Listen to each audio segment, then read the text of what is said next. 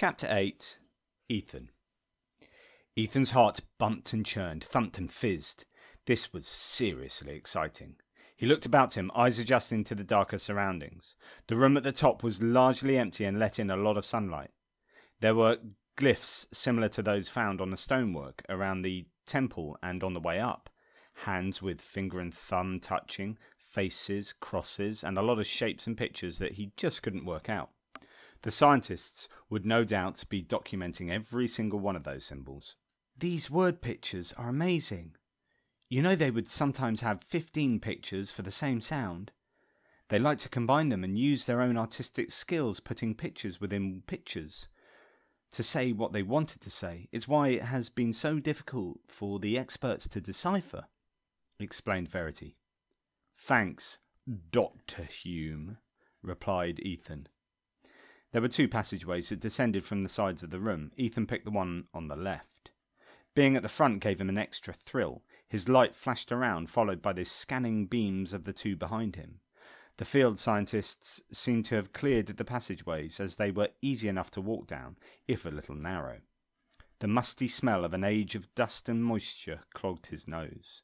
Ahead, coarsely cut limestone bricks paved the way forward, with occasional empty alcoves breaking up the explorer's walk. Ethan ran his hand over the rough stone, imagining the hundreds, perhaps thousands of hands that had come before him, doing the exact same thing.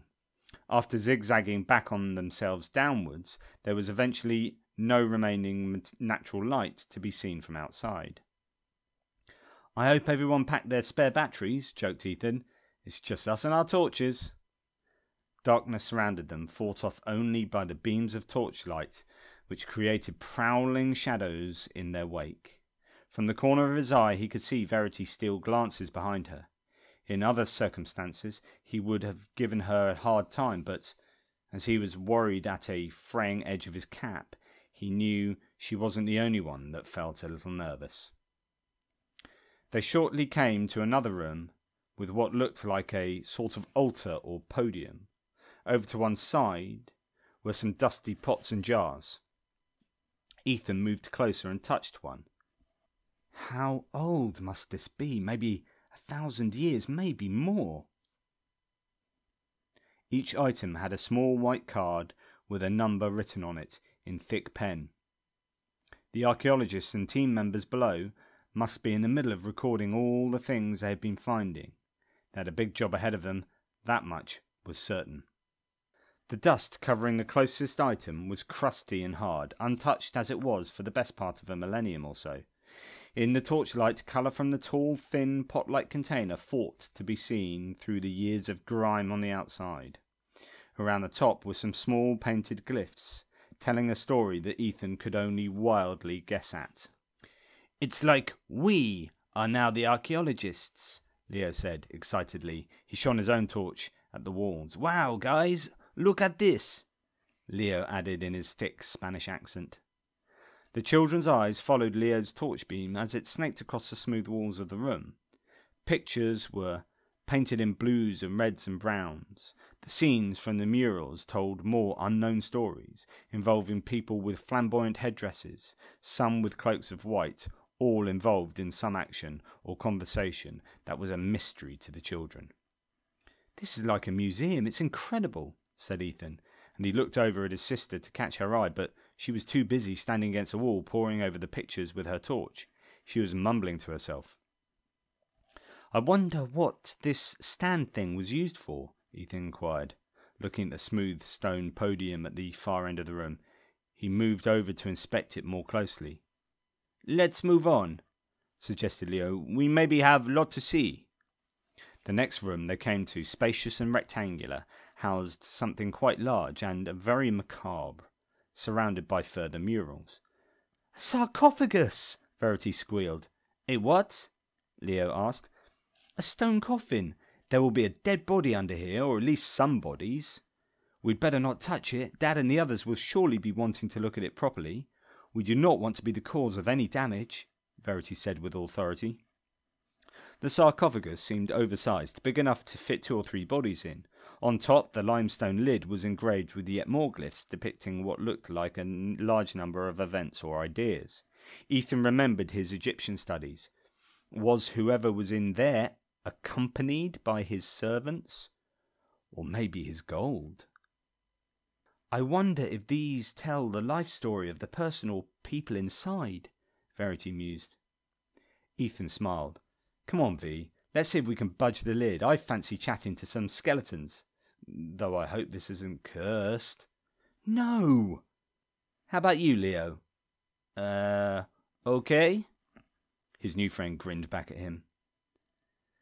Both boys put their torches in their mouths and moved to shift the huge lid. Struggling together at one end, the pair failed to move the heavy stone slab. Serves you right, V said with her typical smile. Whatever, V, you need to start taking risks in life, Ethan suggested. Verity turned and continued to look over the murals on the wall behind her. Ethan decided to do one of his favourite things, scaring his sister. While she was mumbling away to herself, hand carefully brushing the wall art with awe, Ethan crept silently up behind her. Boo! Ah! She screamed, dropping her torch. She stamped her foot and thrust her clenched fists to her sides. Picking the torch up hastily, Verity turned round and slapped Ethan's arm. Hard. You're such an idiot, Ethan. You really are. And you're such a wuss. Ethan turned and moved on. Out of the room, a steep staircase ran down into the looming darkness. Here, the way was not so easy. The steps were slippery, wet with moisture, and there were odd rocks fallen from the ceiling above, littering the staircase. Ancient cobwebs hung in the corners. The telltale signs of the adult explorers were noticeably absent here. The three faces peered from behind their small torchlights. Shall we go down? Ethan asked. Does a one-legged duck swim in circles? Ethan replied, mimicking his father's favourite saying. Eh? Don't worry, Leo, Verity added. He means yes. Carefully, step by slow step, the three children made their way downwards. Ethan made a spooky woo sound to see if it would echo, but the tunnel down which they were walking was too close and ragged, and the sound simply stopped, as if it was trapped by the webs that fluttered faintly as the children crept by. This was somehow more unnerving than the ghostly echo he had anticipated. Even sound was dead down here. After fumbling and stumbling down the staircase, they came to yet another room, this one considerably larger than the last. There were a few statues, pots, and other artefacts littering the room and stuck in various alcoves. There were possibly some further exits from the chamber at the other end, but Ethan's torch failed to properly penetrate the stifling darkness. Does anyone get the impression we are quite far down now? Asked Verity, an edge of concern in her voice. We are in Pyramid Heart, I think, replied Leo. The children spent a good half an hour checking everything in the room. Although initially they stuck together, their confidence grew, allowing their curiosity to take control. They looked at pots, jugs, statuettes, and what looked like masks, talking amongst themselves in enthusiastic whispers. Each item had a numbered card next to it, like in the earlier room. At one point, Ethan saw that Verity had to change her batteries, her torch shining at full brightness once again. His own torch kept on going. After that, he moved out of the room and into another passageway, leaving the other two behind, wandering further downwards. He wanted to find more things, seek more treasures. He could be the one to find that priceless jaguar amulet. Ethan leant against the wall in a small room he had found, dreaming of greatness. It was then that he heard the scream. And then again, but for longer. He knew that voice, that scream. It was V for sure. Verity! He called back up one of the stairways he had descended. What's wrong? Where are you? Help! Came the faint reply, shouted from elsewhere. Please, help me! And then, Ethan, where are you? It was Leo. I'm coming! And with that he sprang into action, leaping up the steps two at a time. Ethan was like a spider monkey jumping through the trees. Even though the beam of the torch he was holding in his hand was bouncing wildly off the walls as he vaulted up the steps two or even three at a time so that he could only briefly make out where he was going, something automatic took over his body. His brain switched into autopilot and steered him accurately on. Zipping round corners and jumping over fallen stonework, Ethan flew back to the room they had all been in. Except there was no one there. "Ethan, please help me!" His head turned, picking up her calls from through another doorway, a different one. Without hesitation, he sprang through it. Following his sister's distraught voice, he raced through passageways and down steps until he found the other two. At the sight that met him, Ethan's heart pounded in his chest and his lungs matched the frenetic pace. Indeed, it felt like his heart had leapt out of his body, but without the help of a Maya ceremonial priest. V was there in front of him. Well, some of her head and shoulders. Ethan found himself in a passageway at the bottom of a long, roughly hewn staircase. In front of him, Leo was teetering on the edge of a gaping hole in the floor that threatened to swallow his sister. The stonework had fallen through. What was underneath was anyone's guess, though Ethan thought he could hear some water. He didn't know if it was 2 meters below the hole or 22. Verity had fallen through, but had managed to hold on to the ground around the edge, as well as finding a handhold in the wall to one side. She was on the other side of the opening, with her back to him, hanging on for dear life. Leo was next to Ethan, staring on. "What to do, Ethan? What to do?" "Hold this," said Ethan, and gave Leo his torch. "Shine one torch at each wall." He didn't want to admit it to Leo, but he was just about to try something he had only seen in a computer game. He had to clear the hole to get to Verity on the other side, easily 2 meters. He took several steps back. "Hold on, sis." Just then her right hand slipped from its hold, and she hung there in the hole, gripping desperately on to the wall hold on her left with one hand. Verity's eyes were wide. Her mouth hung open. Her fingers seemed to slip millimetre by millimetre. He had to do something, anything. Ethan took a short run up, accelerating to a fast pace in a few steps. Launching from just before the hole, he flew through the air, first to his left. His foot came out and he pushed with all the strength he could muster onto the wall and fired himself back the other way, where his right foot came out and met the other wall.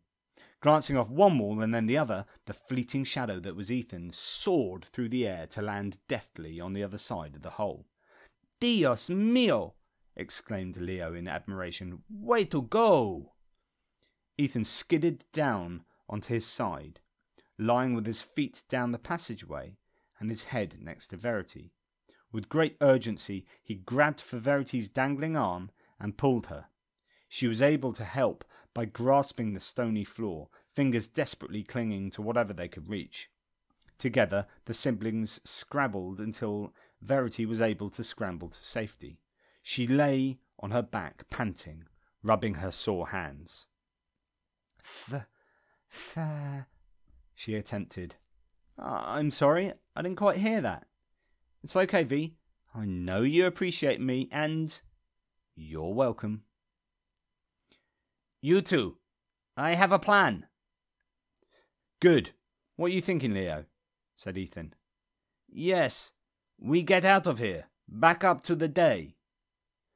"That's quite some plan. I like it," said Verity matter-of-factly. Leo was one side of the hole, with the other two now the far side. Leo threw Ethan's torch back, which he shakily caught. The unsteady beam twitched across the walls as he drew deep breaths.